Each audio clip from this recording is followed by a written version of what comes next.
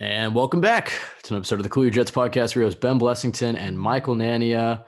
No Jets football today. Obviously, they played on Thursday, so we figured why not drop the podcast on a Sunday so you can get your Jets fix.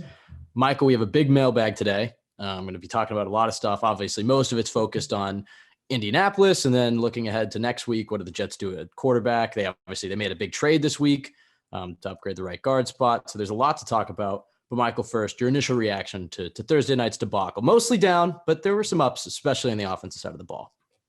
Yeah, I mean, the first reaction is just it's really disappointing that they couldn't follow up such an exciting and positive game on Sunday with at least a competitive effort because regardless of the final score, this was a blowout and it was embarrassing. And just the way they got beaten on defense was, very physically based. It was not too schematic. It's just they're getting manhandled and destroyed.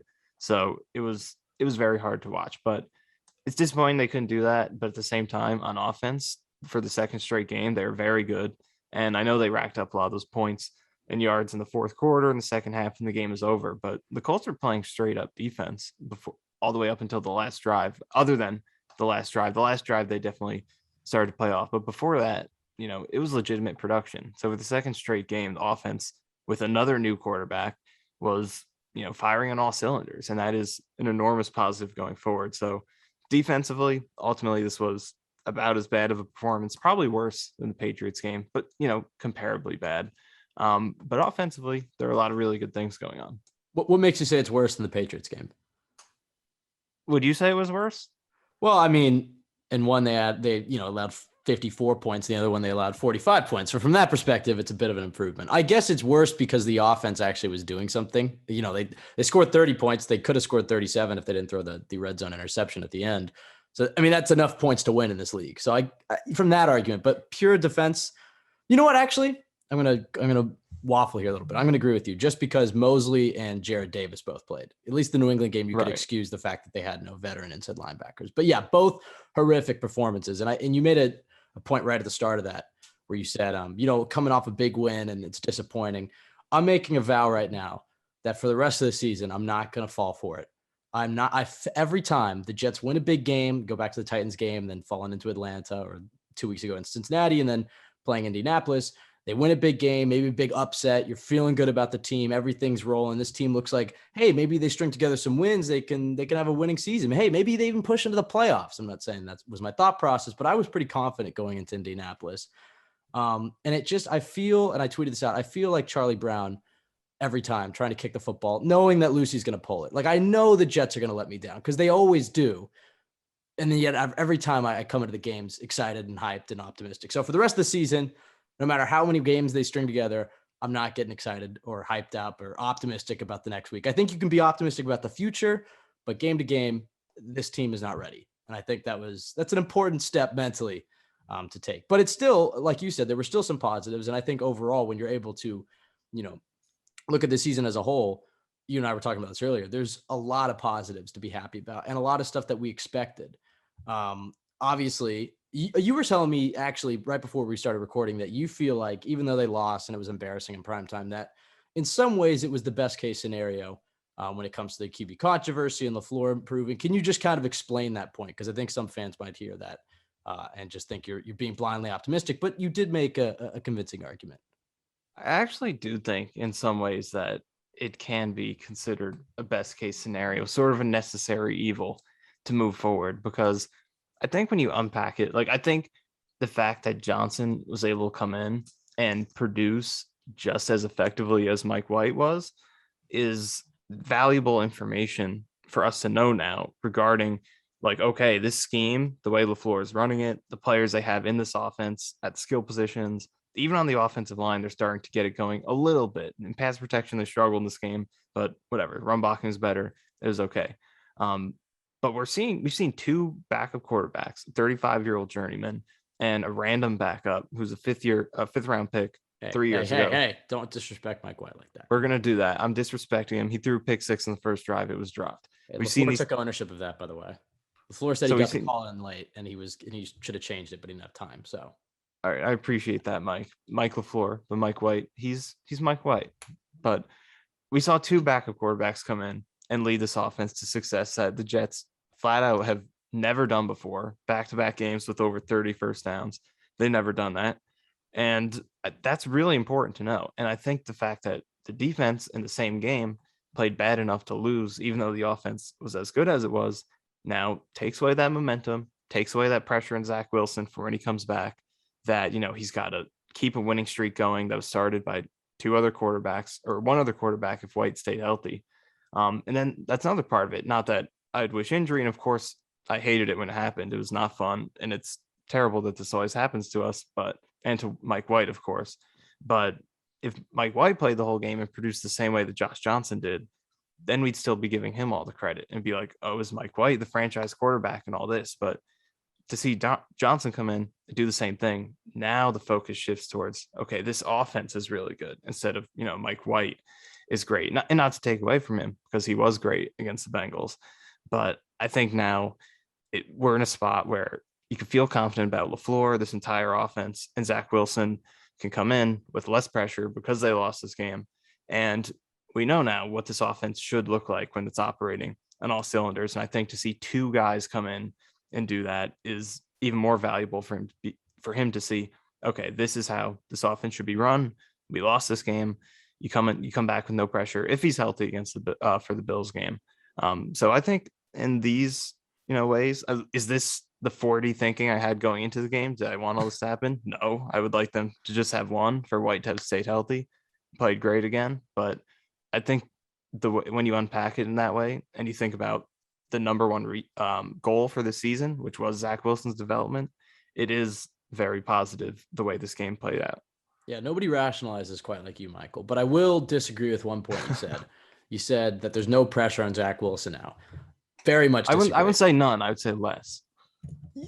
You're right. There's slightly less because you don't have to really worry about the Mike White chance as much. But I guarantee if he plays if he plays poorly, those Mike White chances are going to come in regardless. I think the pressure is now, okay, we've seen two, I'm going to use your words here, journeyman guys come in and run the offense to a historically productive level for this team. I mean, those are two of the best performances offensively, at least, that we've seen out of the Jets in a long, long time. If he comes in, especially against the number one defense at home against Buffalo, and he can't operate it, none of the nuance and context of that will matter, or the fact that he's a rookie and we kind of expected these ups and downs.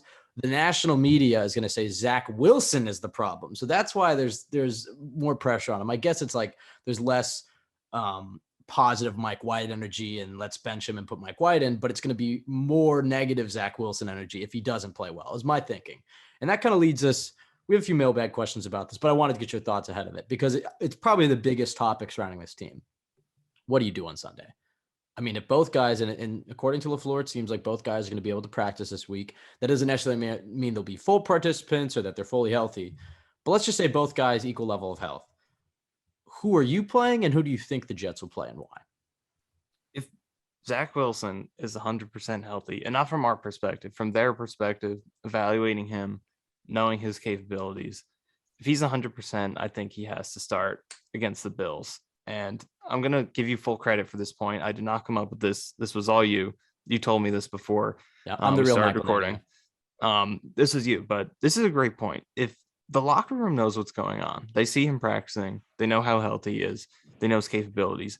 If your starting quarterback was healthy, who only lost a job because he got injured, and he doesn't play because we're playing the Bills and the Bills are good, or he doesn't play because, you're benching him for White or Johnson, even after you lost the last game, even though they played well, that's not a great message to the locker room for me. That's a lack of confidence. You're showing Wilson a lack of confidence in him, and you're showing that to the rest of the team that you don't fully trust him if he's 100% healthy and you can't put him out there. And then in terms of the opponent quality, like playing the Bills, best defense in the league, elite team, I just don't think it should matter. If he were fully healthy, he would be playing this game. We wouldn't be pulling him out to avoid the Bills.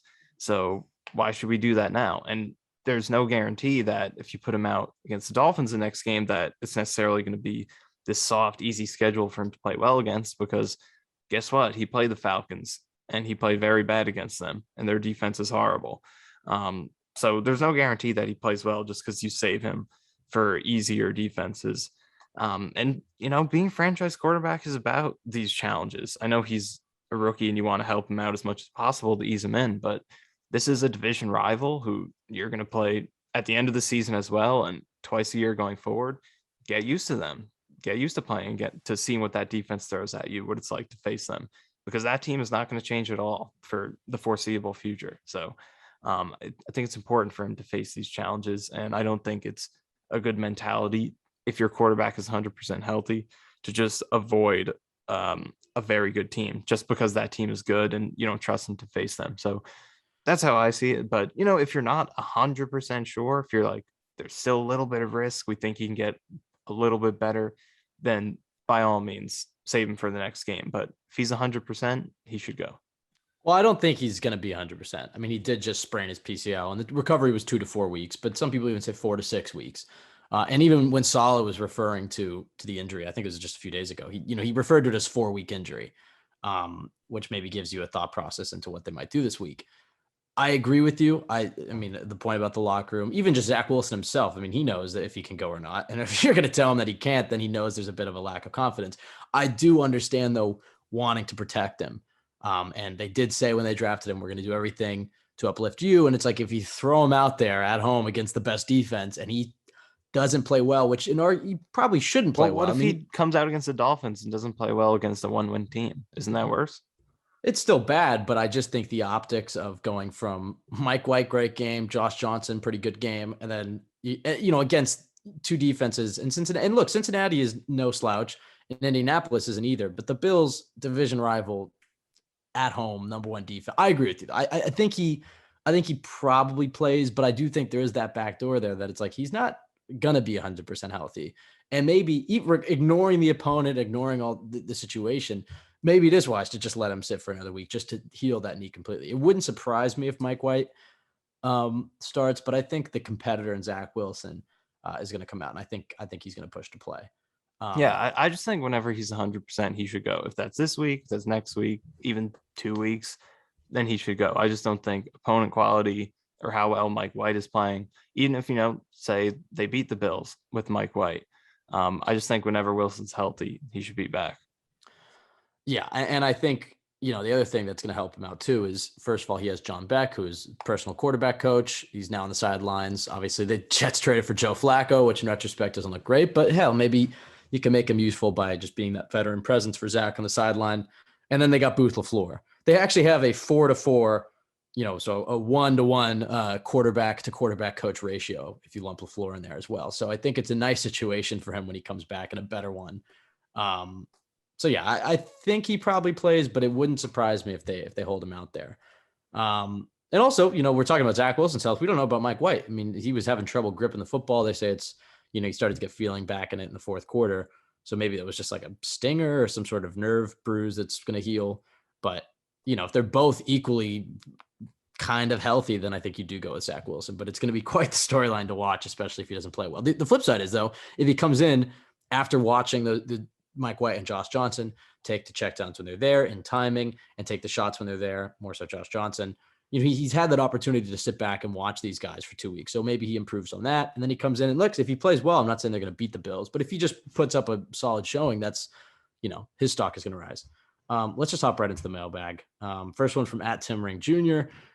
Everybody wants to talk about the quarterbacks, but I think this is the biggest problem with this team after last week. He says, who is more to blame for issues with the run and short pass screen game problems all season, the defensive line or the linebackers? Michael, the Jets got absolutely shredded on these concepts on Thursday. Do you have any confidence that they're going to fix them? And like Tim says, who's more to blame? I think we can definitely put a lot of blame on both of those units, but I think the corners in this Colts game especially were both in the run game and screen game were a pretty big part of it. I think we saw a lot of bad angles at the second level from Bryce Hall, from Brandon Eccles. Carter II has been really good this season in this area, tackling underneath stuff. Those two guys I would think have had their issues in that area. Hall's been, I think, good in coverage, solid overall, but some issues in that area. But I mean, the D-line in terms of the screens and the short passes, I don't know if you can blame them for that because I'm not sure what they're supposed to do about screen passes, but the linebackers and safeties have both been huge, but I think there's also coaching. I think the Jets are just getting caught losing the chess match very frequently because a lot of these situations where they're getting beat, yes, guys aren't making plays, but how many times have we seen screen plays where the ball carrier is in space and there's one blocker against one defender? That's a tough play to make. And the Jets get caught in that situation a lot because teams kind of have an anticipation of when the Jets are going to blitz. And that's when they're throwing these screens and they're getting big gains out of it. So I would put a pretty even amount of blame on both the coaching and the execution here, because I think the Jets, in terms of the play calling defensively, have been kind of predictable with the way that they've thrown blitzes out there and teams are exploiting it. Yeah, I mean, obviously, I think everybody's to blame. And I like the point you brought up about the secondary because, look, with the defensive line, they are coached to just attack. I mean, it's not like Greg Williams' scheme where they're reading gaps and they're hanging back, which is probably why the Jets. I mean, look, they got burned on screens last year and the year before that, but not as much as this year. It's because the defensive line is attacking. And let's face it, like you said to me, this is not the defensive line that we are all excited about. There's no Carl Lawson, there's no Bryce Huff, there's no Vinny Curry. It's still a good defensive line, but it's not a great game-changing defensive line, even though they have great players on it like Quinn and JFM and Foley. So like you said, I think there's some different, obviously those all-world players like Quinn, and you hope they can sniff those plays out, and he has done that. Obviously the linebackers, but I think the big issue, it's not just the corners, it's the safeties, because this defense does kind of allow some of the short dink and dunk stuff. It's kind of that bend but don't break defense. The glory in it is the fact that they're not supposed to allow these big plays. It's like, okay, you can have the 5-yard stuff. Our linebackers are going to sniff that out. Our safeties are going to sniff that out. But the problem is like you're saying, they're getting put in these bad spots, and their safeties in particular, not to flame Ashton Davis, but I mean, he's bad. Look, he's still technically a rookie if you look at all the games he's played, but he's at this point, he's had enough experience in game. He's taken horrible angles. Marcus May, hopefully he heals up after that Achilles tear, but he hasn't been great. And I think that's a big issue. It's like, yeah, they're getting put in those one-on-one situations, specifically with the linebackers, but then the safeties are just taking bad angles. And then all of a sudden a play that could be a big play, could be a 12, 15-yard play, is now a 50-yard touchdown. And that's what you've seen happen against New England and against Indianapolis. So I think it's coaching. I think, schematically for the defensive line, it kind of takes them out of it, but better linebacker play is expected. But the defensive back play, and specifically the safeties, I mean, that is going to be an issue all year long, unless Davis takes a big step, or one of these guys who fills in for May, really helps out. So I think this is something that's going to bother the Jets all season until they get to the offseason and they can invest in the safeties. In fact, I'm going to skip ahead on the mailbag because there was a question about this, Michael, from this is one of those ats where you can't really say it, and phonetically it's INGRNMTS. I'm not going to try. He says safety next year. That's his only question. He kept it brief. I like it. What do the Jets do at safety, Michael? Now with the Marcus May situation, can you count on Ashton Davis in any sort of substantial role? Do you try to bring back May? Are you big players in the free agency market or even the draft? Obviously the Jets traded away a great safety for a bunch of draft picks. If the Jets take a safety high like Kyle Hamilton, that might cause some negative energy. What are your thoughts on what they do at safety? Because I think safety is defense's biggest problem right now. Yeah, it's starting to look more and more like the primary issue on defense. But with Marcus May, I think now they might be able to get him at the price that they wanted to with his injury, his declined play this year, his age. But do you want to pay him that? That's the question that I was going to get to next, because I think you can get him at that price, but is he even a player that you want at that price the way he played this year? Because I don't think he was good. I think, like you said, he had a huge part of their issues with screens this season and various other things. So I don't know if you even consider him part of the solution bringing back. I really don't. So, they're going to have a lot of cap space. The defensive line is pretty much locked in. You have Mosley linebacker. They're going to need another linebacker. At corner, you have at least 2 starters, I think. I think you can feel comfortable with Eccles as your second corner if you have to, but you can upgrade him as well. But so I think they do have a chance to focus in on safety and really invest in it to upgrade it. Because right now, Ashton Davis, he's not a starter at all. We still got 9 games left for him to earn that. But as of right now, he's not close to that point. So as of right now, I think they should definitely be aggressive. You mentioned, going after safety early. Absolutely. I think they can consider that the way things are looking. Obviously, there are bigger needs on offense with tight end and guard, but They got to first. They got an early second. So we'll see what happens. 2 seconds. So we'll see what happens. I think they definitely can focus on safety as a prime need next year, because in this defense, it is starting to look like a big need. If you're going to play as aggressive as they play, teams are going to dump the ball off against you. They're going to isolate those safeties, and they got to make plays. And this year they really haven't. So it is an important need. Yeah, and the other thing is, like, for the amount of assets that Joe Douglas had last year, he has even more this year with less needs to fill. So I think safety is something that they're going to be aggressive at. Outside of, I guess, last year you have the number 2 pick. Hopefully not. The Jets probably won't have that high of a pick, but they probably will have a late top 10, early teens type pick. And the Seahawks aren't looking good. And then you got the 2 seconds, you have a third this year, and you got 3/4. So they have plenty of assets in the draft to address multiple needs. And I think safety is going to be one of them. Maybe they double down there, just considering how Ashton Davis is playing. And I think with Davis, his long-term future, look, they're going to be able to move him around a little bit. I mean, they can try him in different roles now that May is out. He'll have a chance to impress. He is still only a few weeks out from returning to football after that injury. So maybe there's a chance for him. He did force 2 fumbles.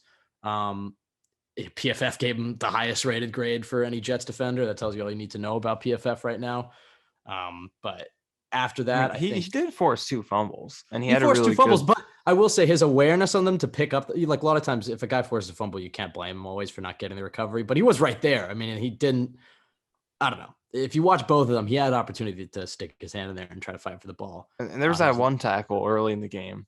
He had a really good open field tackle that but he took a possible touchdown. Terrible angle on that Jonathan Taylor touchdown. Yeah. And a few bad angles. And, he's clearly been a underwhelming Joe Douglas pick so far. And maybe his long-term, look, we talk about the draft and you're not going to hit on every player. If Ashton Davis can carve himself out a role in this team as a third safety and a great special teamer, that's not a loss of a pick. I mean, obviously it's not amazing. You didn't hit it out of the park, but if he can turn into a contributor, which I think he still can, I don't think he's god awful.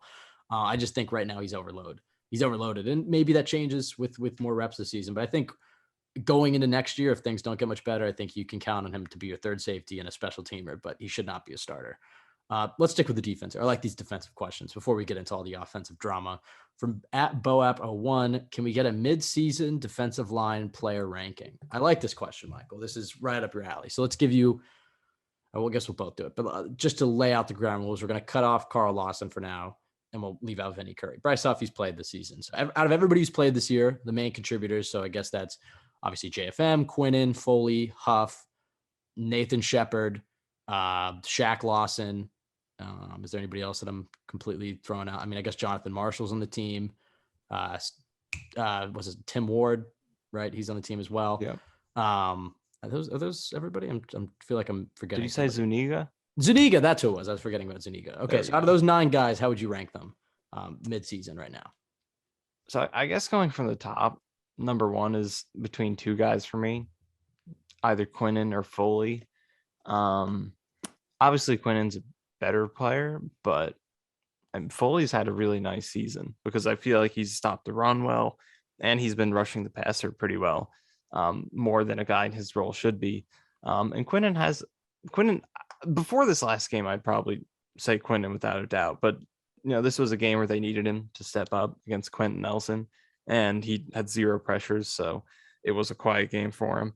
I'll go with Quinnen. I think he's had an underrated season. The sacks are there. He's not getting a sack every single game, but almost nobody does that. His average is still, in terms of sacks per game, is still up there for defensive tackles. The pressures are up there. He got the run stops up this past game. He's the only one making plays against the run. He had that great play where he chased down Taylor on the outside, tripped him up. That was a potential touchdown that he saved. So I'll go with Quinnen number 1, Foley number 2. I'll go with John Franklin-Myers third. I think still his season overall to this point has been good, but since the bye week, he's definitely gone downhill a little bit. I wouldn't say since the contract. Yeah, he did have some good plays at the end of this game. He got the sack. He had the third down stuff, or the fourth down stuff on the goal line. Wentz's last throw, he hit him. So, but I know what you mean. There's been, since signing the contract, we haven't really seen the JFM that we got in the Titans game. Yeah. Well, the Falcons game, he was really good, which was the first game after the contract. So that's a promising thing. But the 3 games since the bye week, definitely more quiet. And I think ultimately long term, I think he should be at 3 tech. I don't think edge is the best place to use him. It's great that he can be good there. That like the fact that any player who can play two different positions effectively like that is awesome versatility. It's part of what makes him worth that contract. But I think to get the absolute most out of him, he needs to be on the inside, and I don't think that can happen this year with Rankins in there. They don't have edge rushers right now with Huff out, and Carl Lawson and no Curry. But next year when Lawson comes back, when Huff is back, maybe you add another edge, maybe let go of Rankins. I think they need to get him back to 3 tech because in there, his quickness is just guards cannot hang with him. Last year, they couldn't. And on the edge this year, he's in the run game solid because he's very big for tight ends to handle and he's good enough technique to win around the edge, but he just doesn't have the bend to, be able to create, splashy plays out of those wins, to be able to bend the corner and get into the pocket. And teams exploit him a lot. They'll run boots in his direction and the quarterback will be able to get out to the edge and make plays because he's just too big out there to be able to hang with the quarterback and hang with open field plays in that way. So I think on the inside, he is the best fit for him long term, but he's still been good this year, but he is in a slump right now and he needs to break out of it. Or else it won't be a good season. Right. Beyond that, I would say those have been only 3 good players in the defensive line. I No think Huff love?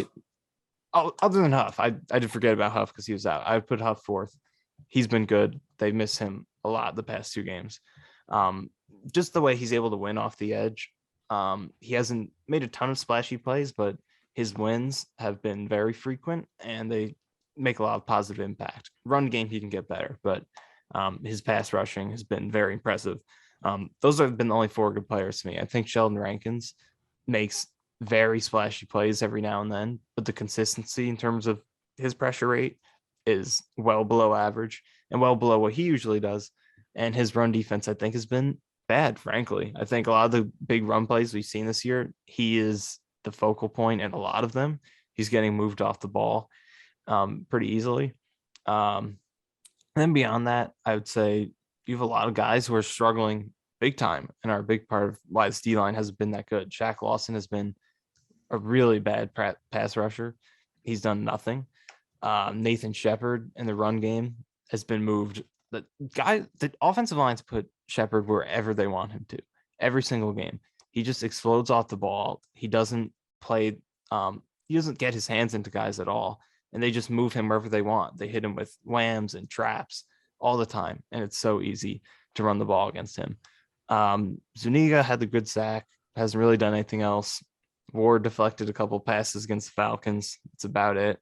So yeah, outside of I think Q, Foley, Frank Myers, Huff have been pretty good. Right. And you don't like Shaq Lawson, clearly. But other than, I think the defensive line struggles have a lot to do with how bad everyone outside of those 4 guys have been. I agree with your rankings. I'm curious to think what you think the Jets will do long term at defensive line, because this is a position that they want to invest a lot and they want to win the trenches. So it's not absurd to think that they can pay Foley and they can pay Quinnen, and Rankins is under contract. Obviously, they gave JFM the extension. I don't think they have to worry about Huff. Actually, do they have to resign Huff, or is he on a 2-year deal because he was an undrafted free agent? I'm trying to. Well, I don't know. I'm actually not sure if Huff is under contract. Can you look at that while I ramble on here? I think they do have him for next year. Okay, so you don't have to worry about that. And the luxury of the Jets not having, a ton of great players, homegrown players that they have to pay, is that they have over the next few years, especially with the rookie contract, that they can put some money into this position group. I think, obviously Rankins is here next year. I think long-term, I think you're right. I think JFM is a 1st and 2nd down defensive end and a 3rd down 3-tech. And then I think that's where you slide him in next to Quinnen and you bump Foley out. At the offset of the season, or the outset of the season, I thought that they would probably not have Foley return, even though he's a big locker room leader. I didn't know how he would fit in this defense, but I think Foley, like you said, has been arguably the Jets' best defensive line. At the very least, he's the 2nd best Jets defensive line, and he's such a leader, and he's huge in the run game. So I think you have to bring him back. How much do you pay him? That's a conversation for another day. And then Quinnen's extension's coming up. So I'm curious to think, what do they do here? Do they try to keep JFM on the edge? Do you want to be paying him the amount of money you're going to be paying him to be a rotational defensive tackle? Are you play him on the edge and then you put him inside?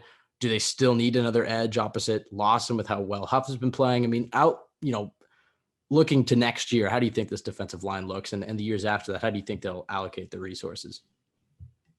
I do think that they should extend Foley. And I know it is, tough to invest in 4 big contracts on the D line once you get Quinnen in there. But like, there's going to be a huge drop off if you let him go. Even though you have all these other pieces on there, if you don't re-sign Foley, you're going to have some random guy like Nathan Shepard playing his role. Well, Jonathan Marshall was, I guess, drafted. In my eyes, Marshall drafted to be the Foley replacement as the run stopper. But the odds of him becoming as good as Foley are not good. You hope he can, but there aren't a lot of Foleys in the league. Guys who, in this scheme, which he's proven, which was a question mark, can not only take up space in the run game, like he can play in this scheme, fire off the ball just like everyone else is, and create a pass rush, but he's still been able to hold his ground and read plays and stop plays.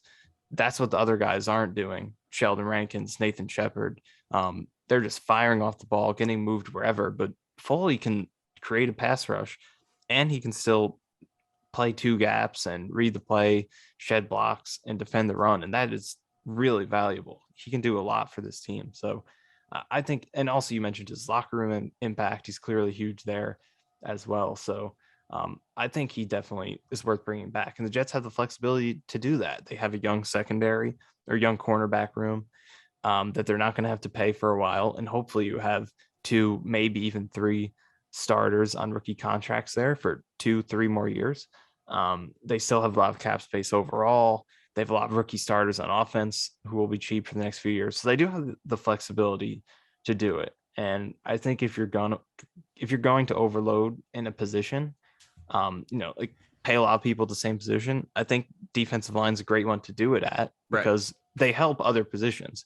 Like your cornerbacks aren't, or your safeties aren't going to help other positions too much. Obviously it's important, but they don't necessarily supplement the production unless they're top tier elite, like Darrell Revis unless type. They're like Earl Thomas or CJ Mosley for that matter. But the defensive line can make the jobs of everyone else easier through creating a pass rusher. And then in this defense, where the linebackers have a lot of pressure on them, you need guys like Foley to be able to take up space and force the running backs to be more patient and take their time so they can't just fire through the line. But if you have guys like Rankins and Shepard who right now aren't doing that, that's how the linebackers' jobs get so difficult. So guys like Foley, I think, are important to have. So I would consider extending him. The number is one thing, but they have to definitely make that a priority. Yeah, I think long term, I think they're going to bring in another edge, and I think it's going to be through the draft. So you get those at least 4 years on the rookie contract, and then you'll have to worry about probably replacing Huff down the line. But I agree. I think you have to pay Foley. You've already paid John Franklin Myers. You're going to have to pay Quinn, and you've already paid Carl Lawson. So if you want to invest in this group, I think you're done doling out the big contracts. You can lump Rankins in there as well, I guess, because he's getting paid next year. I think they bring in another rookie, and then that gives them some flexibility to play John Franklin Myers inside more, and can rotate some guys out. And then I agree. I think if Jonathan Marshall's not going to replace Foley Fatukasi at the very least, and I'd like to see that honestly this year, is give him some of Nathan Shepard's reps, because like you said, he's been a major weak spot. All right, last one from the defense. I'm pretty sure. One more thing on the defensive line, and I'm curious what you think of this. I think you might disagree, but I would cut Sheldon Rankins based on the way he's playing right now. $6.3 million cap hit next year. They can pretty much fully escape it. They'd have $750,000 dead money if they cut him. I don't think he's playing well enough to warrant that next year. If they need the money, I mean, but the Jets are in a position where they don't really need the money, and he's not a bad player. He's a good pass rushing defensive tackle. And I think the thing is that John Franklin Myers is going to take those reps eventually long term when you bring in another edge. But those $6 million, unless they're, I know Joe Douglas likes to cut guys and roll the cap over, but I think we've seen it, especially in the offensive line, where he held on to guys like Greg Van Roten. I guess he brought him back. Alex Lewis, he gave the extension, but he brought him back until he retired. These are guys that I think George Fant's another one where fans immediately jump into that. offseason man GM mode where it's like, okay, he's not great. He's not living up to his contract. Let's cut him. But then it's like, well, you're creating another hole there. I think they bring him back next year unless he's really for me, horrific. I don't. In this situation, in a lot of situations, it is what you're talking about. But here, I think it's more the thought process of not only that, but I want to see Franklin Myers back into that role. Right. But then what happens if Franklin Myers or Quinnen or Foley gets injured? Like you can't ever. I think $6 million for Rankins is a fair.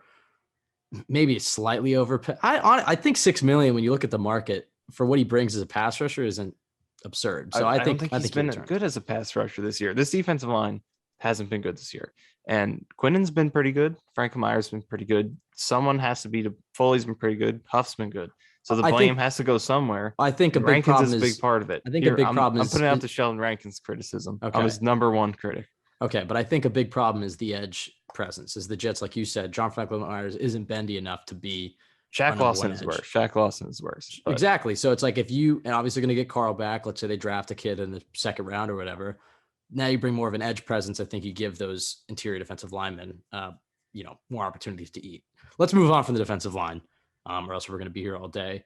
From at McAnally, John, when the offense is struggling, hashtag Jets Twitter was full of things they could do to fix it. Now that the defense is struggling, I haven't seen anyone talking about what they can do to fix it besides just waiting for the offseason. What do you think? Michael, I'll turn this one over to you because it is true that I think everybody feels like they can call an offense, but defensively it's a little harder. And especially since the head coach is the defensive guy, are there things schematically they can do, personnel-wise they can do in the immediate to help this bleeding defense? Yeah, I think you're right. First of all, let's be honest. People think they have a much better idea of and me included.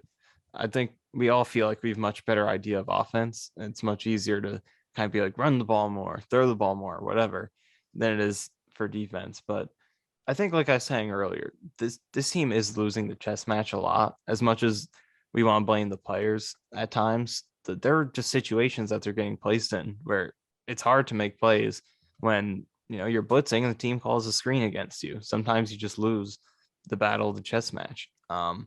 And that's happening a lot. So I don't know if I can point to anything specific, but they're just not winning those battles in terms of coaching this year. Do you think they have to be less aggressive? I mean, I don't really feel like schematically they're actually that aggressive. It seems like they're just I don't think they are aggressive. It's just like the timing. It's when they do blitz, they get caught. It feels like teams know when it's coming.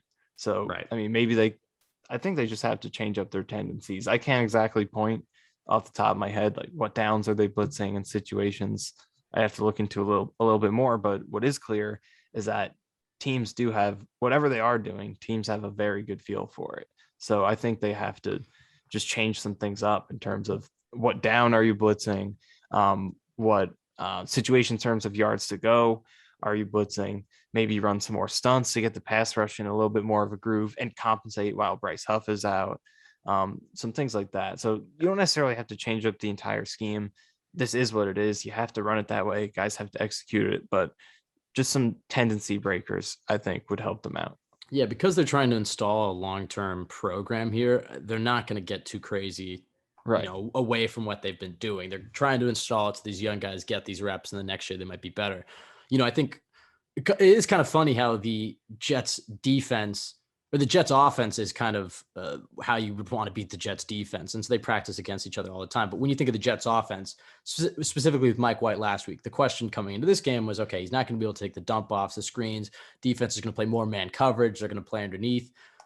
I think the Jets schematically don't play too much man coverage. And also it's like, I think Hall has been good. Michael Carter II's been good, but Brandon Echols, I think he's been solid, especially for a 6th-round rookie. But do you have the confidence in your corners and your safety to play those man coverage matchups?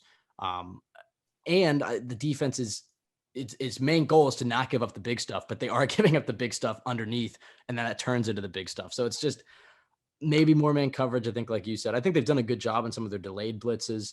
They can try to disguise blitzes more. They've obviously done that.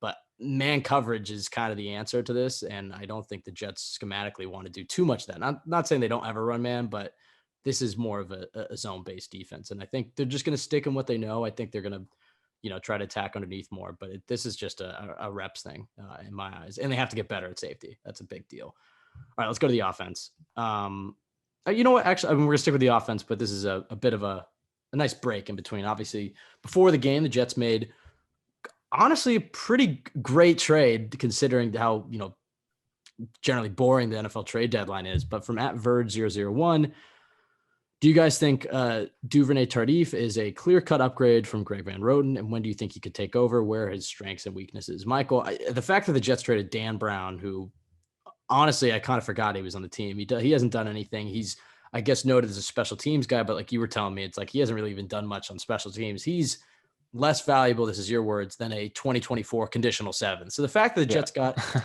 5-year starter, a guy who's won a Super Bowl, a guy who's not amazing, but you could argue is just from his film on 2019 is better than GVR. I guess the questions come that he's won, not an elite guard, that's fine, but more so that he hasn't played football in over a year.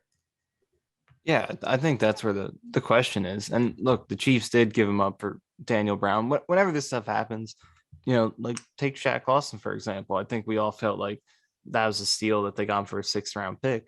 Maybe there's a reason Houston is willing to dump him for that. And now that interception against Cincinnati, which led to the win, it's worth the picks we gave up for Shaq Lawson. I guess that's fair, but the point is, maybe he doesn't have that much left because of the time, but at least the last time he played, he was definitely better than Van Roten, I think, has ever been, and definitely is right now. And that's not to say he was great, but I think he was an above average starter on a Super Bowl team with a great offense. His pass protection numbers are above average in his career. Run blocking numbers aren't amazing, but the Chiefs actually did have a lot of success running in his direction. So he seems like he's another great locker room presence too. So, and it's also, I think, good that he waived his no trade clause to want to come there. So I think he definitely would be at least a decent upgrade, even if he is declined from a couple of years ago, should be at least a small upgrade over Van Roten. If he can be the same player, he can be a big upgrade. But it'll be interesting to see what they do. They got this mini bye week to ease him in, get him used to get him used to it a little bit. And it seems like based on him waiving his no trade clause and what he said in his statement, he said that the Jets give him his best opportunity to play. Maybe they are going to throw him right into the starting lineup. We'll see what happens. I agree. I said with maybe. That. I didn't say they will. The offensive line is playing better. Clearly, Greg Van Roten's not amazing. I think they're going to keep Van Roten's not playing better. He gave up the most. Van Roten's not great. I understand that, but I don't think they're just going to hand it to. I think they're going to have him active, and as soon as Van Roten sucks, I think they'll throw him back in there. I don't think they're going to start immediately against Buffalo. I think he does start at right guard in the next few weeks, but immediately, I don't think so. I think they give him some time to get used to the system, and it is a different blocking scheme than Kansas City runs. So there's a little bit more of the mental aspect that he has to get a grasp of. But I'm excited to see him in there. And, is he just going to be another Pat Elflein who is just, like you said, you're a big Pat Elflein hater, but it's like if he comes in and he's at least just competent, I think this offensive line, especially with Becton coming back, can take an even bigger leap in the second half of the season, which is, really exciting to think about. All right, let's talk about the quarterbacks. Got a lot of questions on him. I guess this is kind of a quarterback question from Marco BHO. They keep giving them to me. Marco Bohoy, I guess, 1986. What do you think has been the biggest reason for the better offense the past couple of weeks? Michael, I think you have been implying that it's the offensive coordinator. Is there anything else that's standing out to you? Let's take the quarterbacks out of the equation. You can obviously touch on them a little bit, but is there anything from a skill position player, offensive line, or tight end that you've seen that is the huge reason why they're playing much better? I would say the number one reason has been the after the catch play of the skill positions, specifically the running backs, Carter and Johnson. But I think it has been quarterback play, the number one reason. I think the way that White and Johnson have gotten the ball out and taken the easy stuff and allowed guys to make plays is what has led to everything else. It's allowed Carter and Johnson and everyone's skills to shine, and it's allowed LaFleur to really get deeper into his playbook, get into second and short, third and short, so you can pull out trick plays, establish success so you can create threats that teams will respect, so then you can pull out something else as a counter. When, Zach Wilson was struggling and putting the team into second, third, and long all the time, there's not a lot of creative things you can do to get out of that. So I think the quarterbacks have really, by doing the simple stuff, allowed everything else to shine. I think even though they weren't necessarily amazing, Mike White didn't make the most difficult throws in the world, and Johnson did make more impressive throws, but he also missed a few more. Even if they haven't been, all world amazing quarterbacks, just the consistency and the fluidity and the sharpness, knowing what to do, when to do it, has allowed everything to fire on all cylinders. So those two guys have played good football, I think. And what they've done to set up everything else is the primary reason the offense has been better. Do you think Ty Johnson is, just playing his role and he's a fine player, or do you think he is legitimately a good running back that the Jets should keep trying to build around? It's clear to me that Michael Carter is this team's future number one running back. Obviously, they're going to need a whole stable of workhorses, but do you think Ty Johnson should be a part of that in the future? Or do you think he's just kind of been the beneficiary of getting these reps? It's funny because one of the top things I think a lot of us were talking about, I know I definitely was at the bye week, biggest changes they can make was less of Ty Johnson in the passing game, less of Ty Johnson on third down. So what did the Jets do? They come out the next 3 games. Ty Johnson has 13 receptions, 2 touchdowns, 176 yards.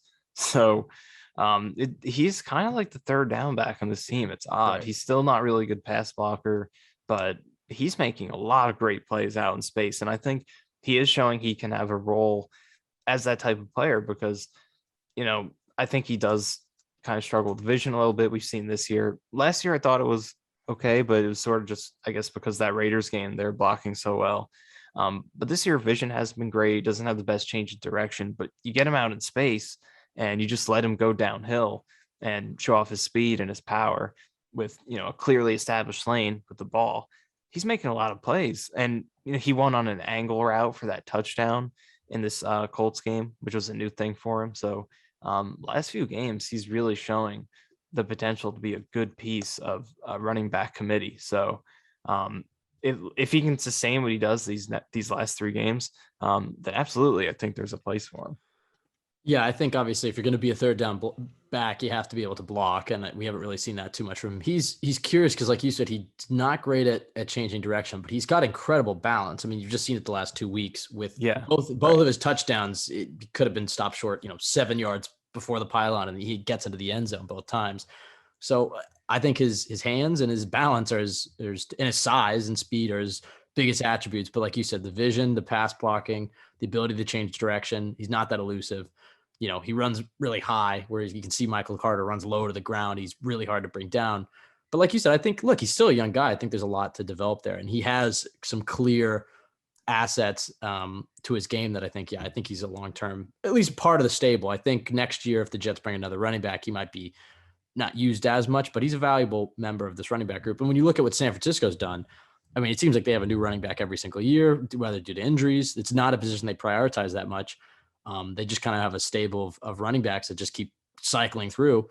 I think Ty Johnson kind of fits that mold, right? He's a guy, like, you put him in San Francisco, I think he would be putting up great numbers. And is he a guy who can be a workhorse every down back, top 10 running back in the league? No, I think that Michael Carter definitely can.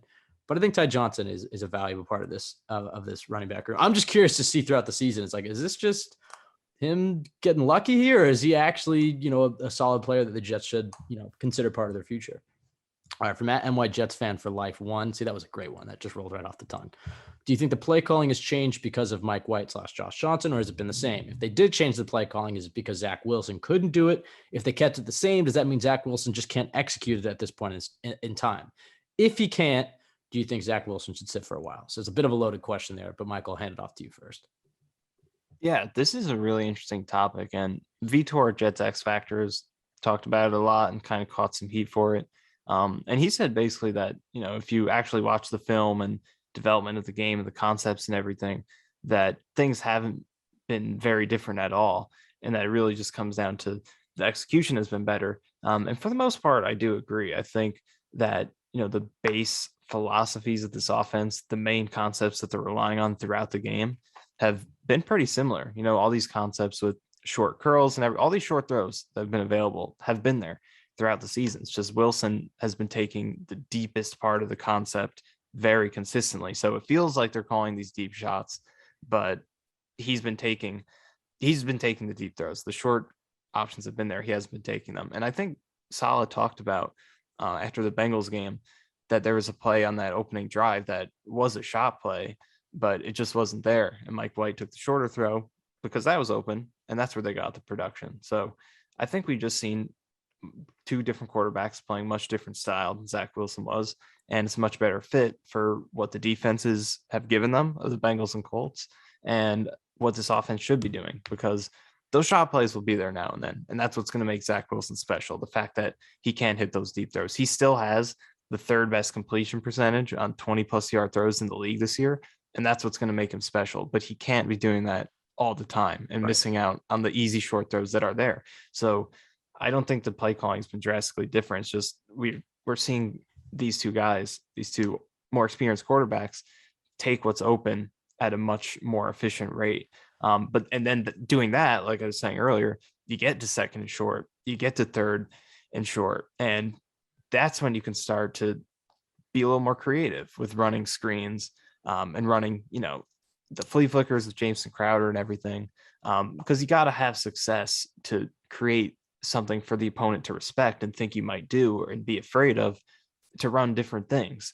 When you're struggling, and especially when you're struggling from the start of the game, you just got to keep playing straight up football. It's hard to really fool anyone if there's nothing, if there's no threats established. So I think it all comes down to the quarterback play, the smart veteran quarterback play we've gotten.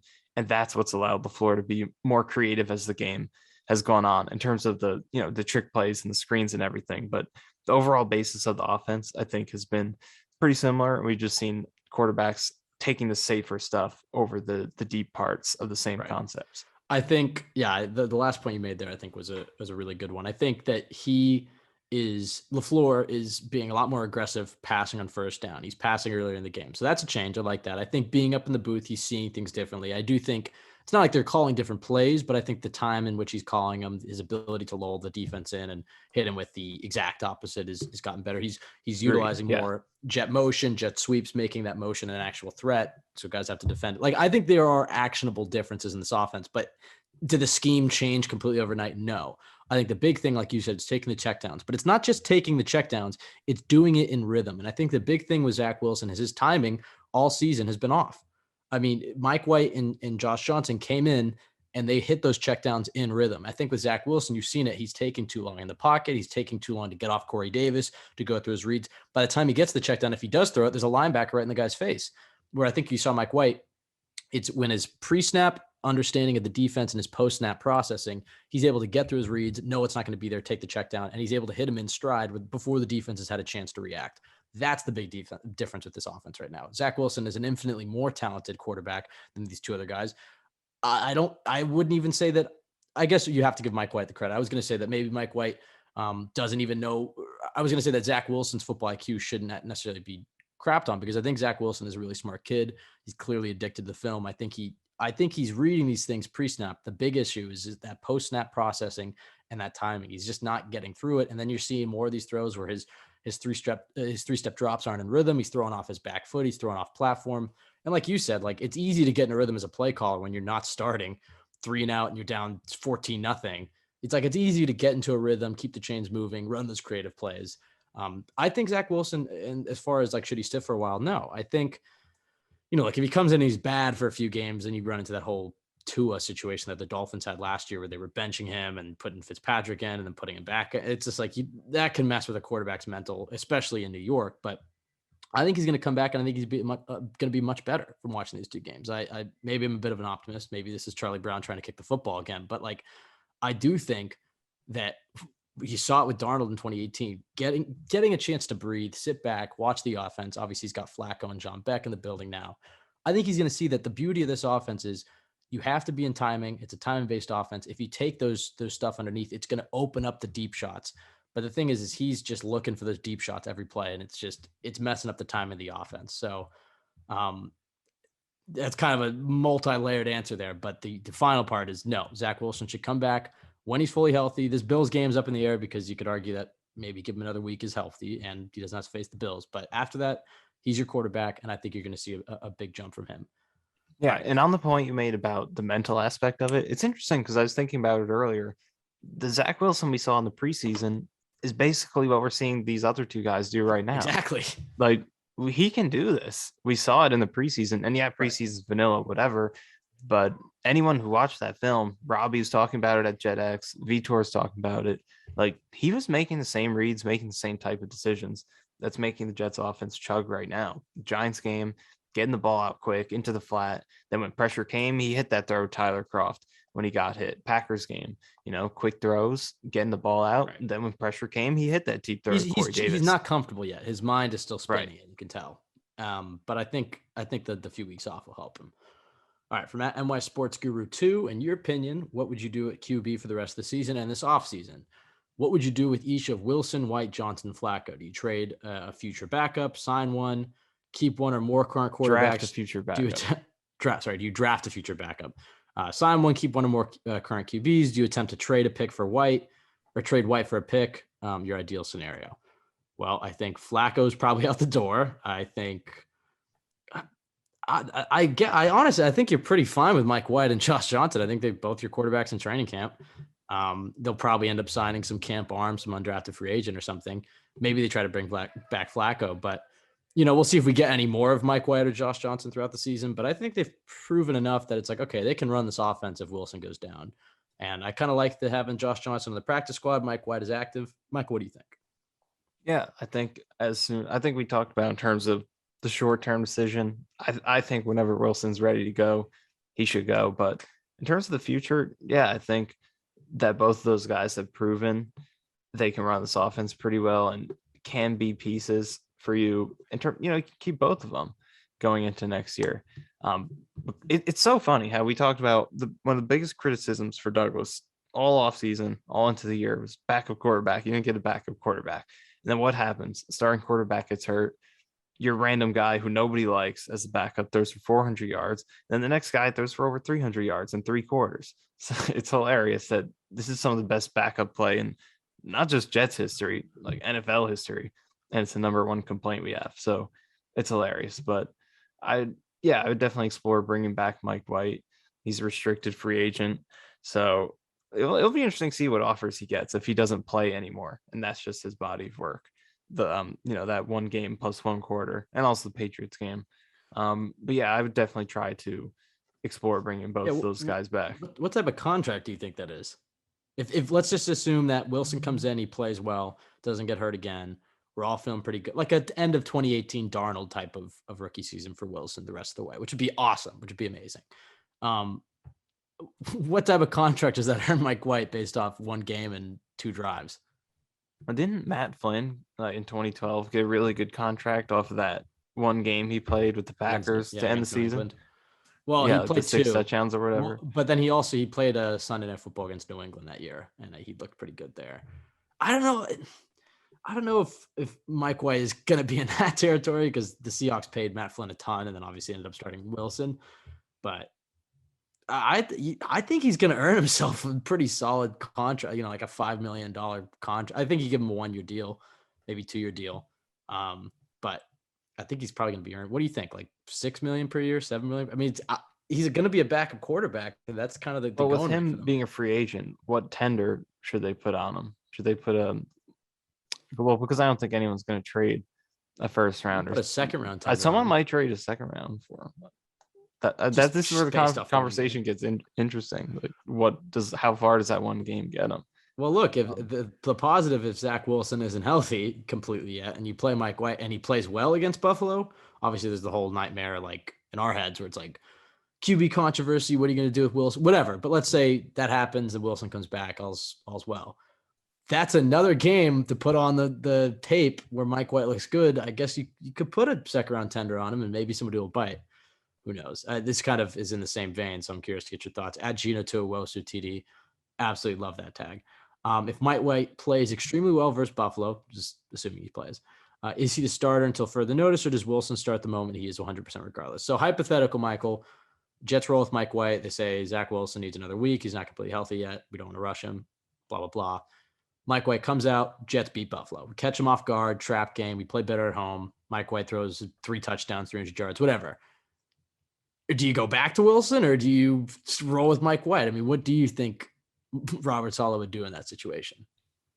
I mean, I know I said earlier, I think talking about this exact thing, that if he plays and even if they beat the Bills, Wilson should come back 100% regardless. But just picturing it, like if that happened, it's hard to picture them going back because, talking about the pressure on Wilson, then the pressure will be back because talking about my ridiculous best case scenario thing at the beginning of this, part of that, or a big part of it, is that they lost the game and it takes a little bit of pressure off of Wilson coming back because they don't have a winning streak. But, you beat the Bills. Now that pressure is back on and Mike White plays good. We're right back where we You were have to after the roll with them, Bengals right? game. So I think you have to, but it's just such a tough situation because you don't really want to be in that situation where you're holding Wilson out because your backup's playing well, who probably isn't going to be your franchise quarterback. All right. So Hey. I said Ryan probably. Fitzpatrick is this team's season touchdown leader in franchise history. So I'll take anybody. And I think just from an outlook, like if Mike White goes in and they win, you can't bench him because the locker room's going to be pissed. And it's like, Mike White's still a young quarterback. I think you give him a chance, but I don't think that necessarily has to mean the end of Zach Wilson. I think it just means, all right, Wilson, like plenty of other top quarterbacks, he's going to sit a lot of his rookie year. That wasn't the plan from the outset, but I think he read the hot hand, and then you get to the offseason, and then maybe you have a quarterback battle, or you just wait until White plays poorly at the end of the season, and you put Wilson back in. But like, yeah, if I guess the downside of if you hold Wilson out is you might have to deal with that situation. But again, that's a good problem to have that the Jets haven't had. So you can't complain about. I have to fight that part of my brain that's hoping for the nice, clean.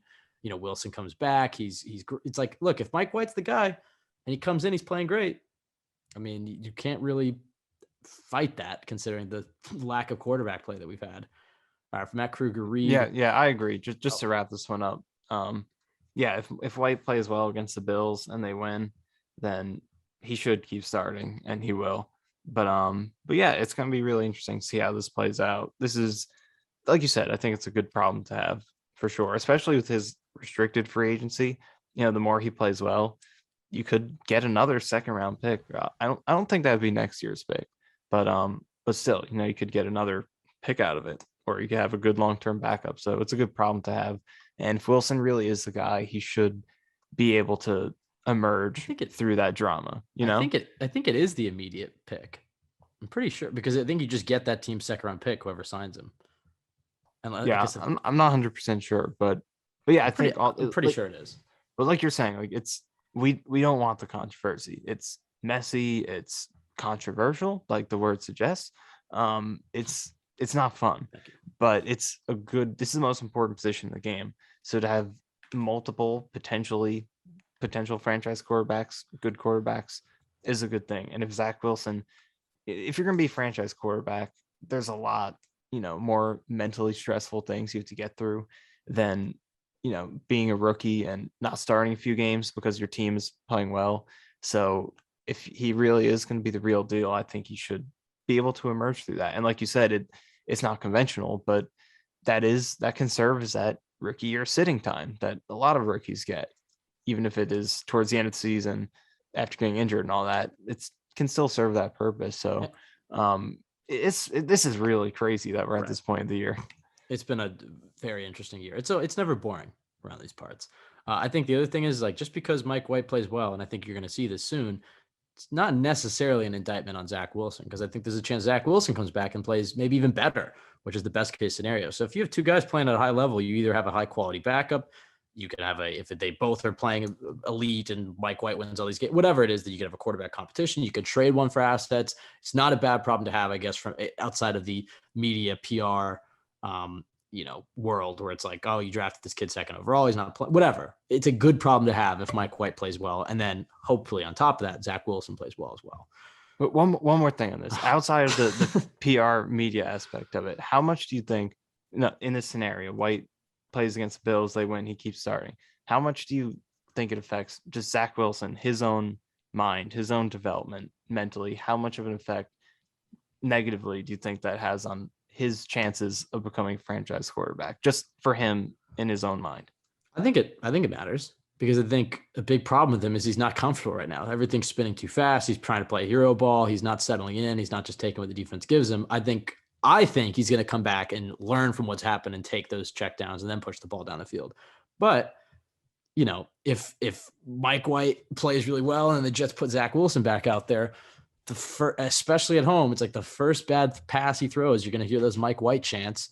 It gets in his head. It's just, you don't really talk about a player's mental health that much, but like from Zach Wilson's perspective, the amount of pressure that he's already under, yeah, it definitely matters. And I'm sure he's seems like he's good friends with Mike White and he's happy the team wins, but you don't, from his own perspective, like if I was his family, yeah, I wouldn't want Mike White to be playing amazing because it just adds to the stress. At least with Sam Darnold when he went out in 2019, this is more of an indictment on Gase, but we made this point where it's like, Luke Falk played so horribly, could barely complete a pass that it's like, okay, if Sam Darnold comes in and literally does anything, if he throws for 150 yards, he's already way better. And you can see that he's not the big problem. And we talked about his 2018 hot start. McCown was bad too when he came in. Right. Well, McCown at least moved the ball better than Luke Falk. Like they were at least in some of those games against the Titans in New England or whatever. We'll cross that bridge when we get there. All right. For Matt Kruger-Reed, we got 3 more here. Once I saw a video where LaFleur jumped and hugged a lineman, Morgan Moses, I think, after the Titans win. He had to get about a foot of air to reach that height. Why is it so surprising that he's better in the booth, and why did it take so long to get him up there? Well, if you listen to his press conference after the Colts game, he makes it very clear that that's where he wanted to be the entire time. Like he even said, like a lot of times players or coaches will kind of shrug it off and be like, oh, just doing with the team, whatever. But he makes it very clear, like, I wanted to be in the booth the entire time. It makes sense. They didn't have a veteran quarterback. They didn't even have, I'm spacing on his name right now. Who's the guy they brought in to essentially take Greg Knapp's duties? No. Not Calabrese. They brought another senior guy like Kavanaugh. Yeah, it was Kavanaugh. This is when they're making this decision. And it was all happened because of the green and white scrimmage, because LaFleur was in the booth. Zach Wilson didn't have a good practice. And a lot of people, myself included, were saying, like, get LaFleur on the sideline so he can at least talk to him, because that's how they do it in practice. But at this point, now it's like, now you have Kavanaugh. You already have Calabrese. You now have Joe Flacco, and you have John Beck. Like, he doesn't need to be up there.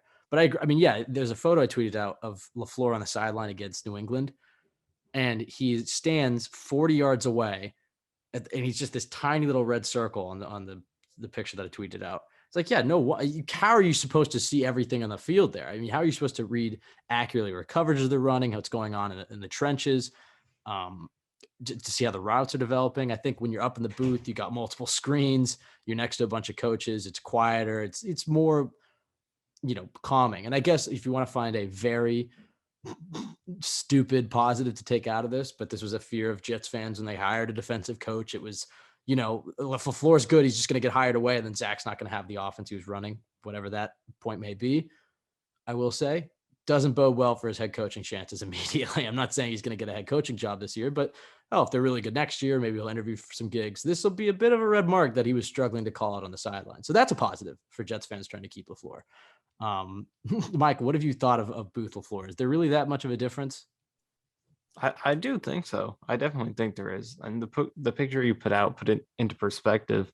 It's just hard to do. And there are a lot of guys who succeed doing it. Andy Reid, pick your guy, Sean McVay. But he's used to it. He's not a first year coordinator. Right. Like right. Michael. So it's not an impossible thing to do. But like you're saying, for him to be a rookie, I think you do want to be up there because he's never done it before. He's not. It's not even that. He's never called plays before. Like, this is a passing game coordinator who is regulated to the booth, and now you're putting him on the sideline, which is new. He's calling plays, which is new. He's got a young team and rookie quarterback. Like, it makes sense. I don't necessarily think it was the wrong move to put him down there initially, though. I don't think the Jets should be flamed for that. I think they could have moved him up maybe a week earlier, but I think it was appropriate at the start of the season. You didn't have the veterans around. Put him on the sideline. Okay, he's not doing as well. Put him back up to the booth. Like, I like that they were adjusting to the situation. Yeah, I think they deserve a lot of credit for the whole thing. Putting him down there in the first place made sense because they needed someone there for Wilson, and then it wasn't working. They got more minds onto the sideline with Flacco and Beck, so they put him back up there. I think that shows good adaptability, and that's something we talked about with Robert Saleh when he was hired, that ability to adapt and be malleable, make those changes. So it's something they deserve credit for, and hopefully that continues. That success continues as the season goes on with him up there. I think it's definitely positive. All right, 2 more from Matt, NY Sports Guru 2 again. He says 3 changes you'd make to this team to give us more success next season: players, coaches, anything. Michael, I'll start with you. 3 changes. Can a change be an addition, or does it have Yeah. to be altering something? Well, an addition's altering something. All right. So I guess the first thing that comes to mind. All right. Here are three changes. Get a good tight end. Get a good right guard. Third one is hard. I don't know. Those come to mind immediately. I'll kick it over to you. Those are my 2. Let me think of another one. All right. I think the first one, like I think you be aggressive at tight end. I think you bring in 2 tight ends and not just one bum and one rook. Like I think you be aggressive. You sign a good free agent and you draft one fairly high. Like I think that is a big emphasis for this team is they got to get better at tight end, or maybe it's a big tight end and you bring in a just fullback to replace West. Whatever it is, they need more out of that tight end fullback spot. So I bring in 2 guys. I bring Croft back. Like I really try to infuse that position with talent. I think the other one is yes, you add another stud on that offensive line. McGovern seems to be playing better, but I don't think. I think it's center. I think it's you probably keep McGovern on the team, maybe try to play him a right guard. He's depth, whatever it is. But I think a center. This team has a good history of centers between Mawai and Mangold. If you get an elite center, you got Becton, AVT, a great center who's kind of commanding the whole unit. I think that's a big step for this team. And then at right guard, maybe you have McGovern, and then you roll, I guess another year with Fan Moses, unless you want to really go in and push that offensive line over the end. And then the third one, I was gonna say add another edge high, like one of those first round draft picks, take an edge. But I could also be kind of convinced that being aggressive at safety, not necessarily with the first round pick, but in the second round or whatever, is a big. I'll stick with edge. I'll say use one of the first on an edge. Those are my 3 things. I'm trying to be bold here, but safety is unequivocally a huge need on this defense. It's getting overlooked. Yeah, I'm actually going to agree with you. There are some really good free agent safeties next year. Jesse Bates, Marcus Williams. Right. Obviously, they could be May's tagged, not coming back.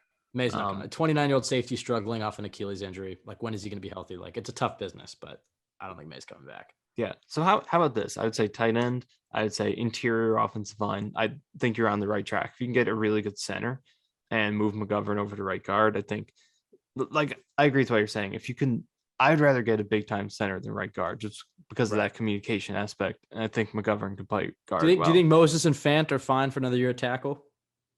Yeah, I think so. I think they got Adoga. Hey, Adoga didn't look horrible either. Yeah. But I think Moses is kind of a fringe backup starter talent at this point. I honestly do. His pass protection this year has been shaky. Run blocking really good, I think, but he's a good backup. I would prefer Fan to start. We'll see if he converts it. But anyway, if you can get a center, that'd be great. Either center or right guard. One more big time O-line starter, tight end, and then third, I would say, a back end defensive playmaker, either linebacker, safety, or even corner. If you can get another great corner, absolutely, you should go ahead and do it. So I think that should be the 3. Those should be the 3 priorities: tight end, big time interior line, big time back end defender. I like it. I don't necessarily disagree with that last one. I'm just gonna say if they get a nice elite edge, though, that defensive line I think really takes that next step. And hey, they have, as we said, they have plenty of assets to fill all these needs. This is the offseason where the Jets kind of can go all in. In the past 2 off seasons, you've seen Douglas be very frugal because it's like you can't fill all your needs in one offseason. This offseason, the Jets can definitely fill all their major needs. Like they may have to have a George Fant, Morgan Moses right tackle combo again, but that's not a major need for this team. I think they have enough chips to fix tight end, fix right guard / center. You get another edge, add another corner, 2 safety, whatever. They have enough assets to do that. All right, last one. This is our most important one from @AndrewGolden_17. You're stranded on an island and can only take one other Jets X Factor team member with you. Can't say each other. Who are you taking? This one's easy for me. Joe Blewett. He seems resourceful. I think you stole my answer. Where'd you write it down? I didn't write it down. Oh, okay. So how would I have stolen that? It's easy, Joe Blewett. I mean, like, the man, look, I mean, he just strikes me as kind of a Bear Grylls type of guy. I feel like he'd be pretty resourceful. I think we could survive with Joe Blewett. I mean, I don't know about. I think the worst guy you could be stuck on that island with would be Sam Cernick. Yeah, I think I'd be dead within 5 hours after listening to him talk. I'm just kidding. We love Sam, but By the way, I think he's number 1 in fantasy football this year in the Jet X Factor League, and I'm number 2 right now. I'm a win behind him. Michael, you and I play this week. You're actually the worst team in the league. Yep, I am in last place. You have 3 players currently starting who are on buys. You might want to fix that, head coach. I'm coming for Sam Sternick in that fantasy football league. I'm going to win the whole thing. So that's my message. I'm not kissing any rings, Sam. But Joe Bluett's the obvious answer. All right, I think that's it. Michael, anything else you want to add? Actually, this is a random thing, but I think Dallas Goddard is a really ideal free agent for them to get next year. I think he blocks well. I think he. Are you disagreeing? No, I'm saying no way he gets out of there. They just traded Zach Ertz. It's like they kind of had to make a choice. It seems like they chose Goddard. I don't think Goddard gets out of there, so I'm not getting my hopes up again. If it's another Carl Lawson situation where he slips free, then absolutely. But I think with free agents, that the initial class of like what it looks like in January is a lot different than the actual class that is the market. So I think Goddard's one of those guys. Probably like 50% of the top 20 guys. Yeah, and hey, maybe they can't afford him. Maybe Goddard doesn't like Philly. Whatever it is, who knows? Like Denzel Mims. Like Denzel Mims, that's right. All right, I guess. Last thing. White jerseys, black pants. Woody Johnson has to be reading my Twitter. That's 2 times now in the last month. Yep. I have tweeted out about the uniforms, and they've made an adjustment midweek. So, I think MYJ Matt deserves a lot of credit. That is not a coincidence at all. Against the Patriots, they announced white on green. Now, granted, a lot of people were going against this one, so I can't take full credit. But it was a big tweet. Got a lot of retweets that said white on white should be the full away combo, like it was during the Rex years, whatever. Got a lot of retweets. Bang. Next day, they're going to white on white. I was like, all right, that's a coincidence. This time on Sunday after the Jets game against the Bengals, I was like, white on black against Indy. Let's see it. They announced it. And you could tell that photo they released with Berrios, that was an edit because one, he had the white socks on. If you zoom in, you could see that those pants are painted over in, Photoshop. So this was not a planned out thing. This was a Jets Twitter push. I think the last push we have to make, I think that's anything after this, the uniforms get a little dicey. Black jerseys, green pants. I was very skeptical. The stripes don't necessarily match, but if you see that graphic JetX put out, I think that could be our cleanest look. So, what were your thoughts on the white jerseys, black pants? Yeah, I was a fan of it. I think, and I know you disagree. We were talking about this, but I think it works best in settings like that one because this was a night game. I know it's inside, but the Colts have big windows, so the light does shine through. But I think it's good in night settings like that where the helmet will look black in dark settings. So I think it matches the black pants pretty well. And you have that sort of synergy going. And it might not be as good in a day setting where the helmet's like a bright green. But that's my take on it. But I do like it, and I think it should be the primary road look over white on green. Well, I think white on white should be the primary road look. I think you sprinkle in some white on black, you can throw in the white on green there. I think they just got to get funky with the uniforms. A lot of people don't like them. It's like, all right, might as well just start mixing up the combos. All right. That's it for our Jets fashion 2-minute drill. All right. I guess we'll get out of here. You can follow us at CYJ Pod on Twitter, Michael_Nania, myself, Ben W. Blessington. Go to jetsxfactor.com for the best place to go for Jets content. We'll have a podcast some point during the week to preview the Bills game. We'll be back on that Monday to talk about it. So be on the lookout for that. Michael, anything else? Should I come up with another random topic to extend this? No, it's more of a state. Well, okay, what is the topic you were about to say? But it's supposed to be a statement. Well, I was going to say that I think the Ravens uniforms, the way they use it is very similar to what the Jets can do because they have the same set. They have white, They have their primary purple, and they have black, and they mix everything. I think they've done every single combo. Is it a fever dream, or did they wear like gold pants at one point? And like they did. It was a long time ago. I'm not sure when it was. I know they did though. That was ugly, there it is. Oh god, that is that might be the worst uniform combo I've ever seen. Second worst after those Jaguars color rush. The all gold. If you want to call it gold. I think these are worse. Oh my, look up Ravens gold pants and see these atrocious. This is the worst combo I've ever seen. But I think you're right. I think the Ravens are a good team to look at when you're modeling your. I don't hate that. You don't? I don't. Okay, well, that makes me severely question my thoughts on the Jets uniforms because they've been influenced by you. You don't hate this look? All right, I'm gonna put out a poll. I'm gonna tweet out this photo. I'm gonna ask people to give their thoughts. Like, look at their black on green look, or their black on white, or every other look is way better. Oh my! It just looks like people made this joke about the Jets this week, but it really does look like in Madden when you just mix. It looks like they took like some 1950s throwback uniform pants and stuck it on their current uniform. That's awful. I'm sorry. That's horrible. Also, the Ravens weren't around in 1950. So, all right, let's get out of here. Everybody, thank you for listening. Have a great week. Enjoy your Sunday. Jets free football. We can enjoy that. No win or loss. We don't have to talk about Thursday. This week's going to be very interesting, Michael. You're going to be at practice, so a lot to look out for. Mike White, Zach Wilson, who takes reins on Sunday. Be on the lookout for our podcast Thursday, Friday. With that, we'll get out of here. Thank you.